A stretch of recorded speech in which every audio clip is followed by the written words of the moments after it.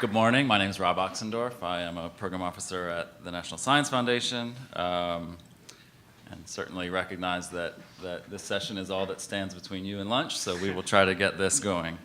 I'm pleased to be able to introduce Jorge Farkas and Paul Morgan, who will be talking with us about longitudinal evidence on the role of executive function deficits in early childhood. Together, these now infamous provocateurs and their team have published some of the most influential and disruptive research in the last 5 to 10 years. It's quite a lead-in already. Yeah. So their work has focused on growth trajectories in mathematics and reading, and now science, with an emphasis on students with disabilities. And of course, a lot of their work also looks at disparities and representation in special ed. So Jorge Farkas is a professor of education at the University of California, Irvine. He's a sociologist by training. His research uses large, nationally representative data sets to investigate pre-K through 8th grade longitudinal patterns of academic behaviors in reading, in math, and science as well. Paul Morgan is a professor of education and demography in the Department of Education Policy Studies, and the director of the Center for Educational Disparities Research at Penn State, a special educator by training. His research investigates risk factors for LD. He examines the reading, math, and science achievement trajectories of students with or at risk for disabilities. Now, you might ask yourself, how did a sociologist and a special educator get to work together? And the story of George and Paul is not complete without the inclusion of a young doctoral student around 2006, 2007, by the name of Jacob Hibble. And Jacob was a sociology student working with George, and came to George and said, I want to do my dissertation on special education. And George said, great, find somebody who knows something about special education. And so Jacob reached out to Paul, and the rest, as they say, is history. But that is the story of how George met Paul, and I'll leave it to Paul to get us started. Sure. Thank you. Hi, everyone. It's great to be here. Thank you so much for the opportunity. This is such a wonderful conference and idea and such a serious topic. And I can attest to that because I'm wearing a tie today as well as dress shoes. So it's a mark of how serious I take this. George is wearing a blazer, and he's from California, so I know he's highly interested in the topic as well. But I know that all of us have dedicated many early mornings, many late afternoons, and weekend hours trying to help children who have dyslexia or disabilities experience more opportunity in schools, and it's a pleasure to be with you all today. So just some brief acknowledgments. Some of the work that George and I are presenting on today has been funded from NICSR, from IES, as well as from EHR at NSF. We also are building on an infrastructure grant from NIH at Penn State. Our colleagues include Marianne Hillemeyer, Steve McZuga, and Young Wang of Penn State. And the way that we'll handle this is I'm going to provide some context for what we know, especially towards the early end for children with or at risk for disabilities in terms of overtime achievement, stability patterns in STEM, as well as risk factors for STEM difficulties during a pretty early time in which we might intervene. And I'll start on the first side of the presentation, then George and I will switch, and he'll carry it home. Let's see, so I go to the next slide. So some questions here we're asking are how well are children with or risk for disabilities progressing in math and science in U.S. schools? Are there risk factors that we can identify during the early elementary grades for experiencing STEM difficulties? I'll focus on math and science, including repeated math and science learning difficulties. And as we progress through the presentation, to what extent can we identify executive functions, which are cognitive processes related to goal-directed behavior and information processing and management? To what extent can we observe relations between executive functions and executive function deficits in particular and children's risk for STEM difficulties? And the kind of the takeaway approach that we're using here is we're trying to see if we can observe predictive relations in multi-year longitudinal nationally representative samples, and whether those predictive relations remain after we've taken into account a variety of potential confounds that might otherwise explain the initially observed relations. So some good news, bad news, just to set some context. If we look at how, you may not be able to see all these numbers, but I'll help walk through them. If we look at how kids with versus without disabilities are doing in U.S. schools, at least from the most recent NAEP data, we can get a sense that, let's see, where's my laser pointer? A couple of patterns emerge. One, across time, this data picks up in 1996. This is students with disabilities, students without. The information, the percentages on the left side is below basic. So you don't want to score there. That means you're struggling. You're not even showing basic levels, basic mastery of grade level material at this point.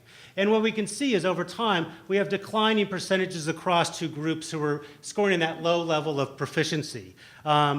And so that's good news. The bad news is there's sizable gaps that remain at each time point between kids with and without disabilities. So, for example, at the most recent data point, about 14% of students without disabilities are scoring below basic in math versus 45% of students with disabilities. And we can find the same type of picture here with science assessment data. We don't have as many data points here, but the same pattern emerges. We seem to be helping kids avoid below basic levels of proficiency across two groups, but sizable disparities between students with and without disabilities remain. So we have a lot of work to do. But with NAEP data and other data, we don't have a good sense of how early STEM-related difficulties start to emerge. We don't have much of a good sense of how stable they are across time, and we don't have much in the way of an understanding of risk factors for these, particularly using multi-year longitudinal data and nationally representative data. And these can be good because we have better external validity because of generalizability with these kind of data, and because we can take into account a variety of different types of risk factors, we have more precise estimates of any given risk factor, as well as taking into account other explanatory factors.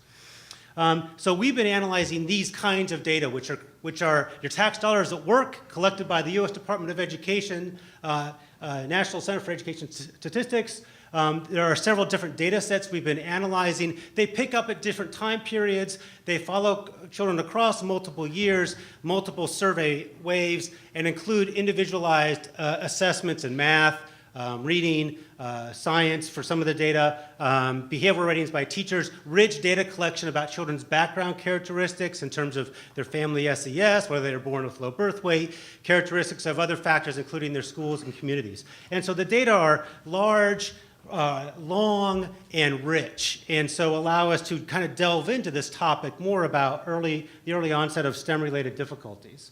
And so we've been analyzing these in a series of publications that we've recently been reporting on. Here we're trying to report on what are the risk factors for repeated difficulty in mathematics. And we analyzed two data sets here, one that picked up from birth and followed kids up until kindergarten entry, and another that picked up kids at kindergarten entry and followed them up to the end of 8th grade. And the outcome we were interested across both analyses of both data sets is identifying kids who were displaying repeated difficulties in mathematics. We operationalized that as being in the bottom 25% across more than one time period across multiple years. In the first data set, the Eccles-B from birth to kindergarten, bottom 25% at 48 and 60 months of age, or not. The other data set, bottom 25% at 3rd, 5th, and 8th grade, or not. And we're trying to identify, well, who's in those respective groups. And so here's a table of numbers that shows you all the information you want to know about that. One is that that we can already start to observe at 24 months of age, children with general cognitive delays are already at elevated risk for repeated struggles in mathematics at 48 and 60 months of age. We also find very strong monotonic relations here with SES. So these are odds ratios. So numbers bigger than 1, you're more at risk. Numbers less than 1, you're less at risk relative to the reference group. Odds ratios of 2, 3 start to be pretty significant. So here we're finding an odds ratio versus children in the highest SES group. The odds that children from the lowest SES group are experiencing repeated math difficulties at 48 and 60 months of age are over 10 times as high. We also find that children who are displaying vocabulary deficits are already at elevated risk at 24 months of age, and also children who have been identified as having disabilities are at elevated risk. When we look at predicting who's at risk at 3rd, 5th, and 8th grade for repeated struggles in mathematics, we find that kids who are already displaying low levels of math achievement at the end of kindergarten are about 8 times as likely in relative odds of being in this repeated difficulties group. We continue to find a general relationship with SES. We find children who are poor readers, as well as have poor behavioral self-regulation and have been identified as having disabilities are at elevated risk. Note, these estimates of risk are adjusted for the other variables in the model, including family economic background. We've also extended this research in a kind of a different way, looking at achievement trajectories more generally in science achievement. And it turns out most of the extant studies have picked up usually at middle school or high school if they're examining achievement gaps. And so we had data available to us that allowed us to look at these in kind of a secondary or indirect way from kindergarten to 8th grade. And the reason I say indirect is because initially we only had a measure of general knowledge. This included measures about items about science achievement generally, but also sort of informal observations about children's social worlds. So the general knowledge measure, which I'll show you results from in just a minute, these are questions about whether the Earth goes around the sun and weather patterns, lunar phases, but also questions like what does a fireman do or what do planes and trains have in common.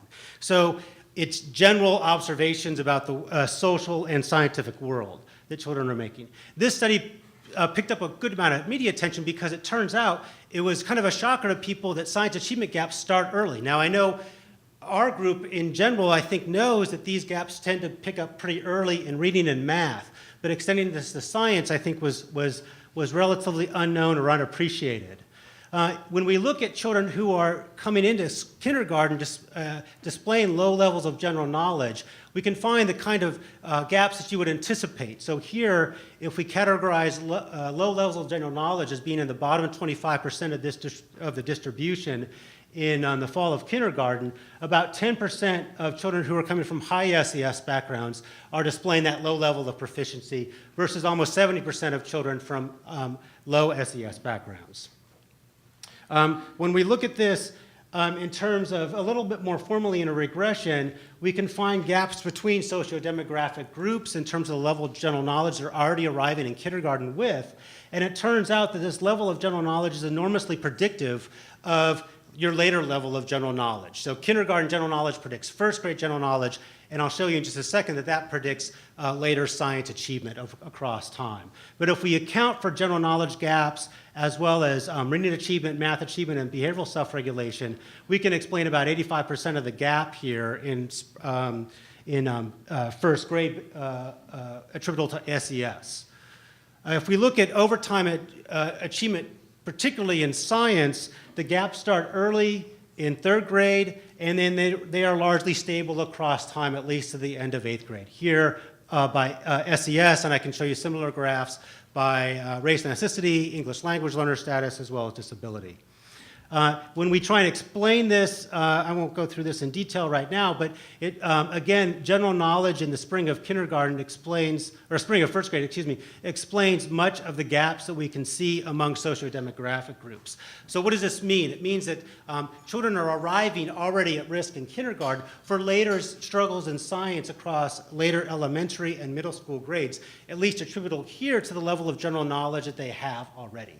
This, to me, suggests that we should direct, if we want to increase science proficiency for children as they progress through elementary and middle school, that we should be attentive to those kids who are already at risk at the early primary grades.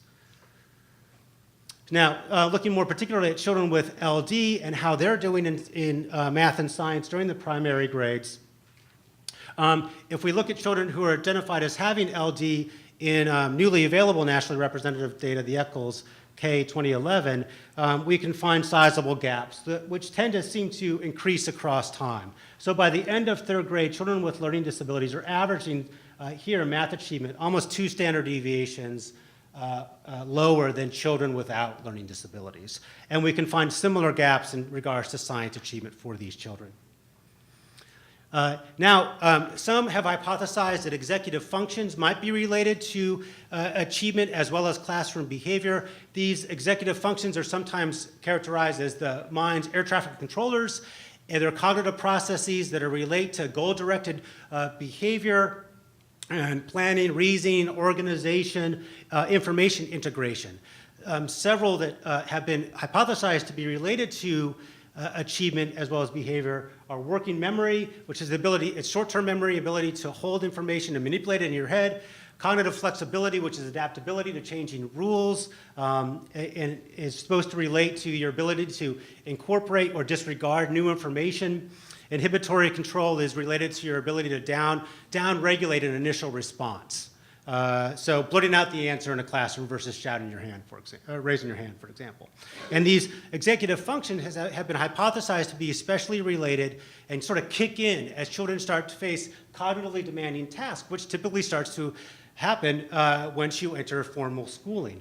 But there's been debate about their role as a potential target of intervention. And I can go into that detail, literature and that debate more, but there's some limitations in the available knowledge base despite some initial promising findings regarding executive functions and their role in related to achievement and behavior.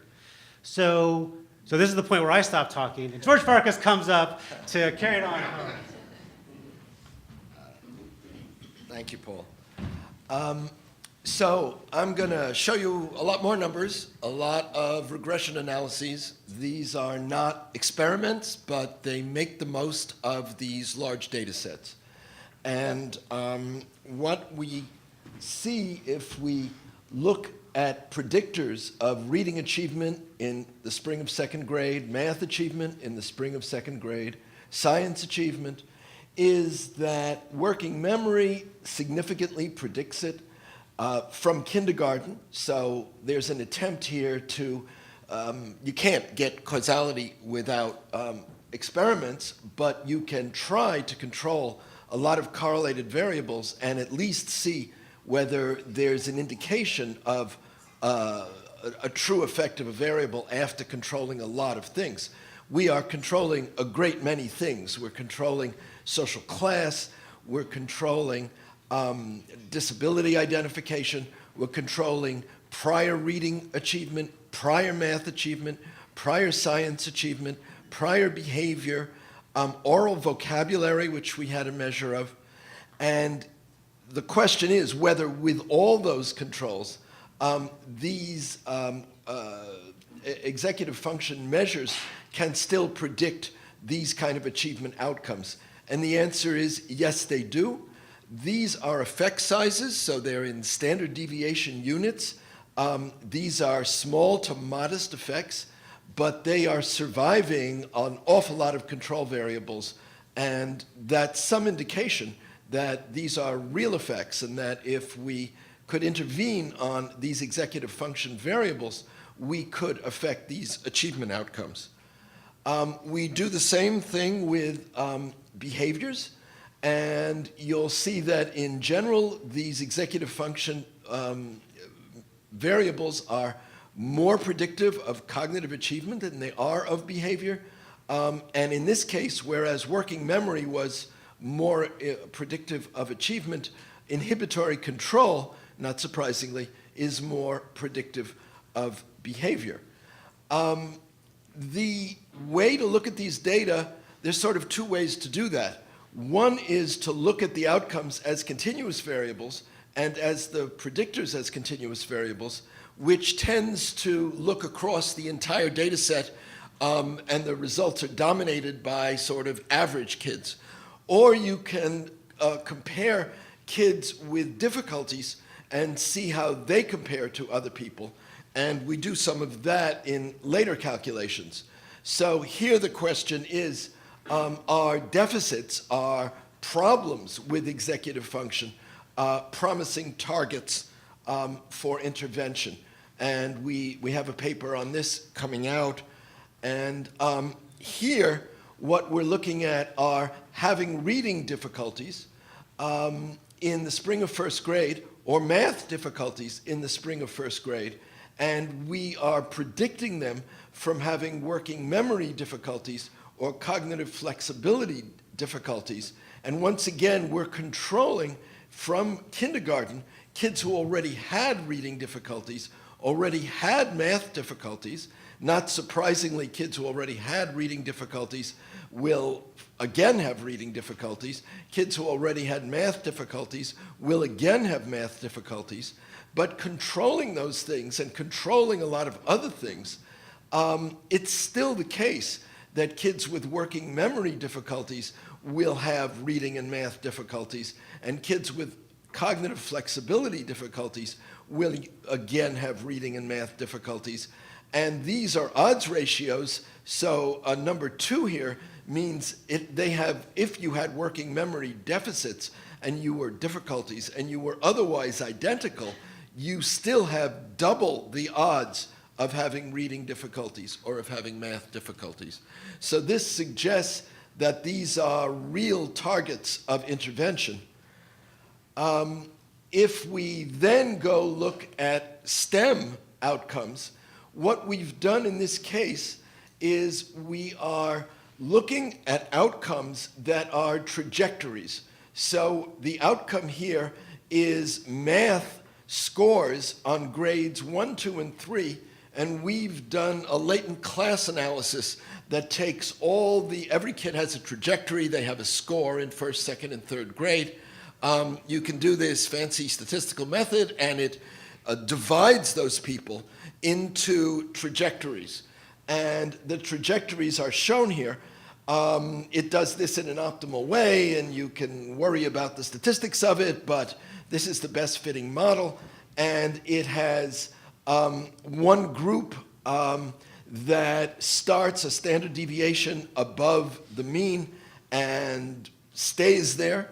It has a group that starts lower, kind of at the middle, and stays there. It has a group that starts below average, about 1 standard deviation, and stays there. And it has a group that starts really low, 2 standard deviations below, and gets a little worse. And the question is, what predicts membership in these groups? And we're particularly interested in the lowest group, kids who will have math difficulties consistently across first, second, and third grade. And that's 5.8% of the sample, approximately. And when you predict, and here's the same kind of a thing for science achievement, once again, there are these groups, and we're particularly worried about this group of kids, which is 13.7% of the sample, which starts more than 1 standard deviation below and ends up close to 2 standard deviations below. 14% of kids are like that in their science performance. And if you look at multinomial logit regressions, where we are essentially taking the group that was average and comparing membership in the other groups to it, then you see that if you look at the lowest performing group, the one that started low and stayed low, and this is in math, that without any controls, kids with cognitive flexibility difficulties or working memory difficulties or inhibitory control difficulties, all of them have enormous higher odds of being in this low-performing group. Then you control variables that are correlated with this, such as their reading achievement, their math achievement, their science achievement, and of course those explain a fair amount of the chance of being here. Nevertheless, the executive function deficits, the difficulties in cognitive achievement, particularly in working memory, where the outcome is math, having difficulties in working memory increases your odds of having persistent math difficulties by a multiplicative factor of 5. And if you control even more variables, you've still got this odds ratio of 5. And so there is something really strongly related between having working memory deficits at an earlier time and having persistently low math achievement at a later time. Even controlling exact scores on your prior reading and math and science. If you do this for science trajectories, you will again see that these executive function difficulties have positive and significant odds of being in the lowest group. So again, there's this strong correlational, but with a big nationally representative data set. This is the first time that these kinds of executive function measures have been given one-to-one to 14,000 nationally representative kids. That's very unusual data. Most of the people who measure these things do them with small clinical samples. So this is only possible because NCES did this enormous amount of work, and their one-to-one administered tests and one-to-one administered assessments. So of course, we have to say for sure that these are correlational, not experimental. Nevertheless, they were administered one-to-one to over 10,000 kids. The effect sizes are small when you look at the whole sample of average kids. But actually, as we saw with the odds ratios, the effect sizes are large if you focus on kids who have difficulty. And of course, those are the ones we would want to focus on. So interventions that focus on executive function for kids with real difficulties in that do, from these data, hold promise of making a big difference for reading and science and math achievement. So in sum, all of this starts very early. Difficulties persist, as we heard from Jack Fletcher. All of these things seem to start very, very early. And if you care about those 8th grade, 12th grade outcomes, you really need to be thinking about preschool and kindergarten and 1st grade. That is perhaps our biggest message. LD children's greatest risk for STEM difficulties are not explained by these demographics. They are related to executive function and prior academic achievement. Thank you.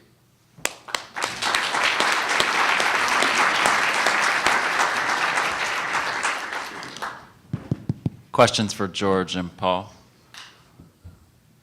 I'll start. George, the samples for the kids with the difficulties relative to the size of the overall sample, right. Can you talk about that a little bit? Like you have a mic down there. Yeah. Sure. Is this turned on? Yeah? Okay, thanks. Well, you're looking at 8,000 or 10,000 kids. We define difficulties as the bottom 10%. Okay. So it's a couple of thousand kids. Right. Okay. Russ.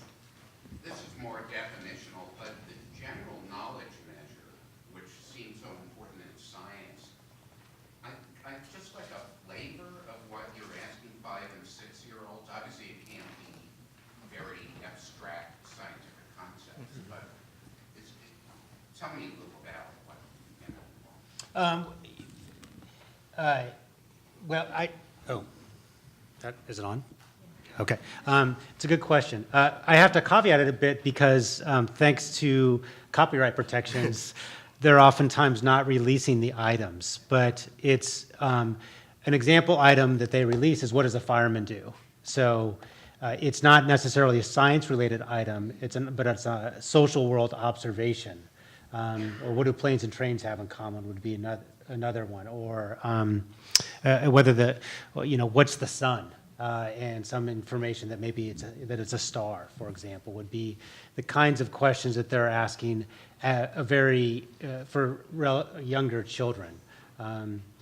The kinds of skills that they're asking in terms of science on the general knowledge measure are adapted from the NAEP, which is administered to older children, but it's supposed to relate to scientific skills like investigation, as well as kind of concepts about earth, physical, natural sciences.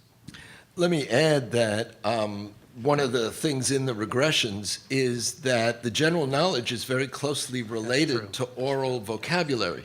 Yes. And another interesting thing is that there are enormous social class differences in this. And so, and of course, we know the famous studies that the higher you go in social class, the more words that are spoken by parents to children from birth through 5. So the gaps, the social class and race ethnic gaps in the general knowledge are much larger, actually, than those in reading and math. And that was, I think, one thing that caused that article of ours to get a lot of attention, because nobody ever seems to have really noticed this. A lot of the people interested in achievement gaps have focused on reading and math, quite naturally.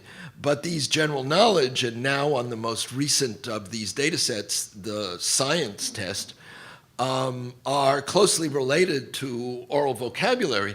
And of course, if you go back to the Jack Fletcher's talk this morning, the way you learn to read is you sound out the word, and then you hear the word, and then you connect it to your oral vocabulary. So if your oral vocabulary doesn't have those words in it, you're already at a tremendous disadvantage. Because I think what you're really hitting there is the malleable variable. Because the other cognitive ones, it's less clear how to intervene through content or whatever, but general knowledge and building oral vocabulary is certainly something pre-K. Right. And Right, and I think one of our recommendations that never occurred to anyone before is that Head Start should teach more of the vocabulary of the science and social world. Yeah. I think just to add to that in regards to math and science, I think there's more general recognition amongst at-risk families that you should be reading or talking to your child. There's been a lot of public information campaigns around that, and deservedly so. But the message really hasn't gone out that there's a lot of informal opportunities that could take place in math and science prior to kindergarten entries as well. So, modeling observations around the world or hypothesis testing, reading informational text to your child as well as narrative text and asking questions about it, showing scientific interest in your surroundings. I think these things over time sort of aggregate and compound to help have the potential to address some of these gaps. Casual observation, as a sociologist, I'm sort of obsessed with social class, and casual observation as you walk around the supermarket is that higher social class parents are always saying, that's an apple and that's an eggplant, and what do you call this and what do you call that? And I think lower SES parents are just less likely to do that. Yeah, I'm wondering about your thoughts on how to address the executive function deficits. Do you have thoughts around interventions to strengthen? Cognitive brain training programs are controversial. The literature is mixed about their impact.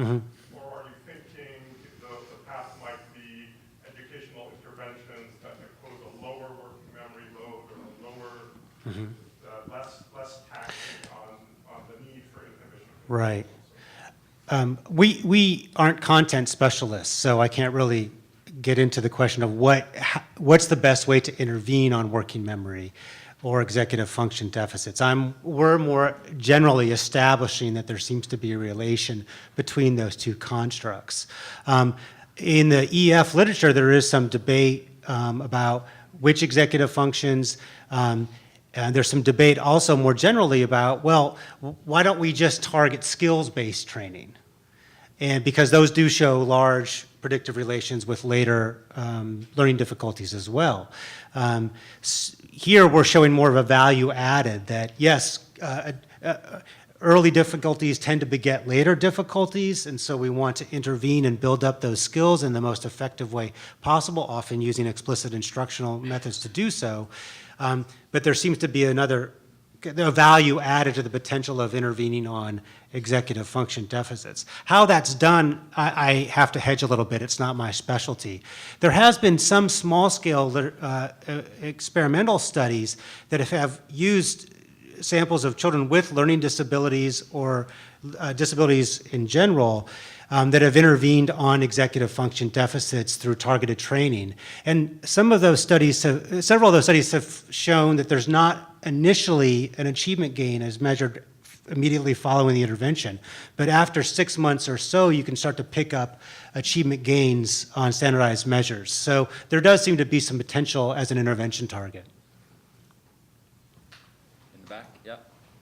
Yeah, I'm trying to sort of square this idea that, general knowledge has this big impact. It also has a big impact for reading comprehension with the executive function things. And do you see those as sort of two separate contributors to academic achievement, or do you see them more in terms of sort of more developmentally? So, for example, there's some longitudinal studies suggesting that it may be language, the development of language that sort of predates developmentally and bootstraps the development of the executive functions. And then they may be reciprocal, Right. but essentially, how are you thinking about that Yeah. in terms of using these longitudinal databases? Right. And the contributions to academic outcomes? Well, that's a thoughtful question. For the general knowledge measure, just to make sure we're not, just to be clear, that's related. We're in that particular study, general knowledge was the strongest contributor to later science achievement. To me, the takeaway is if we want to help boost up later science achievement, then one of the things we might be concerned about is modeling a lot of informal learning opportunities for children, especially as relates to scientific content earlier on. In terms of the executive functions, I agree that they're probably interrelated with other processes, including language development, which is well known to be a strong contributor to later achievement. But I think that these abilities to control, I think of language as I've been exposed to a word, I know the word, and I can use the word. I think of the executive functions as a way that I'm managing my attentional processes and my ability to understand, integrate new information more generally, and not specific just to language. So a more general cognitive process. And that ability to maintain attention, to downregulate immediate responses, to manipulate information simultaneously in your head, that seems to be independently related to achievement over and above prior achievement. And so it's suggestive of a potential target. I see this with my kids who are now in high school and middle school, and I've somehow survived two boys that have been growing up. But sometimes I'm teaching them academic content and modeling new words, for example. But other times I'm modeling kind of a behavioral approach to okay, let's wait and think about that, or what are the next three things you need to do in sort of tasks that have to be accomplished. It's not necessarily academic content, but I'm modeling a behavioral approach, and I think that more relates to these executive functions. So I agree. I think the answer to your question is I see them as two separate things, and you could work on either or both. Okay, thank you.